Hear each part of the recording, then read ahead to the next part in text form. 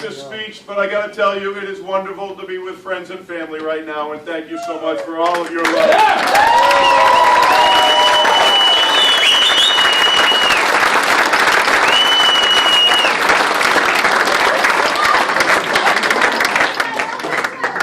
Thank you so much for being here. I'm very proud to be with all of you tonight. We have all worked really hard. We have left nothing on that field, have we? No. We left it all. We took it all with us, man. We ran past that finish line, and we did everything we could. And that's something we should all be proud of. Because whenever you take on any endeavor, you should never have a regret saying, I wish I had done something a little bit more. Here, we did everything we could have. The end result wasn't what we wanted. But we never have to look back and say we could have done something more. We did everything, and we did everything right. And thank you very much. A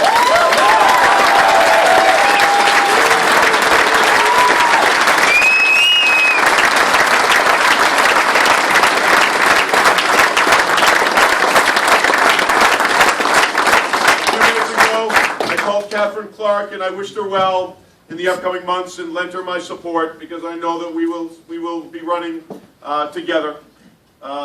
I want to congratulate her on running a clean, issues-based campaign that we're all proud of, and I think all candidates should be proud of that as well. So how about a hand for Katherine Clark? Each other. We still got our health, right? What's the most important thing here?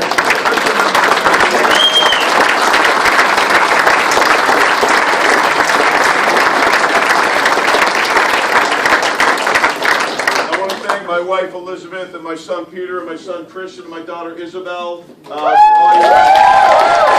You know, and they've been a very long few months in our household, and a lot of sleepless nights, a lot of stresses, a lot of difficulty, and having my family around. I was never more happy than when I had my family around. If you remember the times we were on the campaign trail, you could see that when I had my family around, as much as they were wrestling and fighting, and I was having to yell at them most of the time, and that's just my wife, by the way,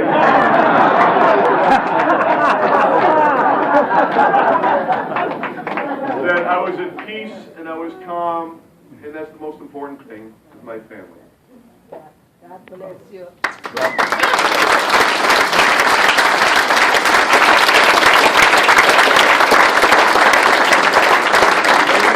My name is Koutoujian, and I've been proud to stand with you and to walk with you and talk with you as a candidate for the United States Congress right here in the 5th Congressional District.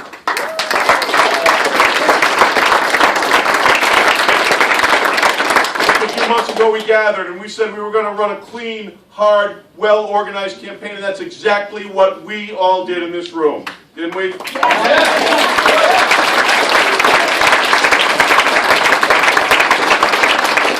That was built a team. I mean, I got to be honest with you. We had a team that like no other. We had Chris Joyce. Where's Chris, our campaign manager?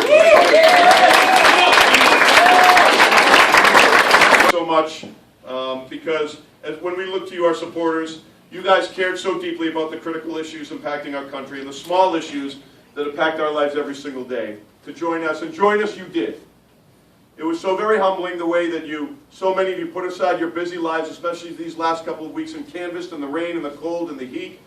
Up in the Highlands, it seemed like everyone seemed to have to walk up a lot of stairs to get up to those houses, right? I don't know of any lowlands. There you go, Mike. Yeah, I don't know. There doesn't seem to be any lowlands. Everyone had to walk upstairs to get to everything there. Everything was uphill. And I am forever grateful to my campaign team and our extraordinary volunteers, all of you in this room, that were the engine that kept us so close tonight, quite honestly. And I will always be in your debt. These were, during the longest days, I found the support that I needed in all of you, in all of your efforts. And I remember when this campaign started, and it was just Elizabeth and I and a couple of people, and we hadn't organized all the volunteers, and it was a very stressful time, because you knew you needed to do a lot more, and you wanted to do a lot more, but you couldn't. And it wore on me, and it wore on my family. But when you all came aboard, I felt wonderful because I knew every one of you was driving this campaign, and I looked around and saw the energy and the bodies and the effort and everything that you were doing, and it made me feel like $1 million because I knew that it wasn't on me alone. I had an incredible team, an incredible family that helped us get through that race, and I want to say thank you for that so much.